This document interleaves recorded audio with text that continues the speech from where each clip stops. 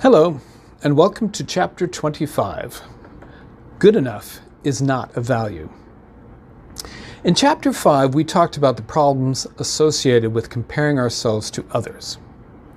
Here, we'll explore another type of toxic comparing, judging ourselves against our chosen expectations and finding ourselves not good enough in some way. Not popular enough, not smart enough, not thin enough, and on and on.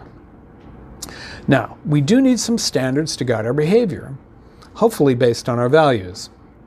But judging ourselves against harsh or unrealistic standards and rules can be what we call a values trap. Instead of furthering our valued life, these not good enough traps can be depleting and actually hinder progress toward our valued goals. As a parent, what are your not good enough stories? We all have them. You might want to make some notes on a piece of paper. See what shows up as you consider the stories you tell yourself about yourself. These thoughts may be in the straight-up form of, I'm not fill in the blank enough, such as patient enough, disciplined enough, and so on. While I strive to improve myself in the areas of patience and discipline, among many things, I also keep an eye out for that fine line between self-improvement and just plain beating myself up about shortcomings in these areas. Another way to get at this is to write some sentence stems.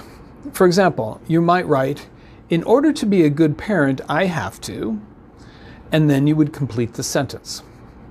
In order to be a good parent, I have to never get angry. Or, to be successful, I must. Now, clearly there's nothing wrong with wanting to be a good parent or to be successful or to have friends or any other valued goal.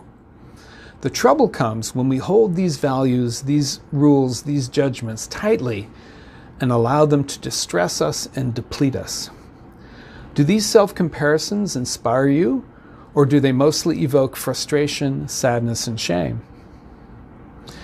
Now, reflect on one of the values you identified in the Me I Want to Be exercise from Chapter 23.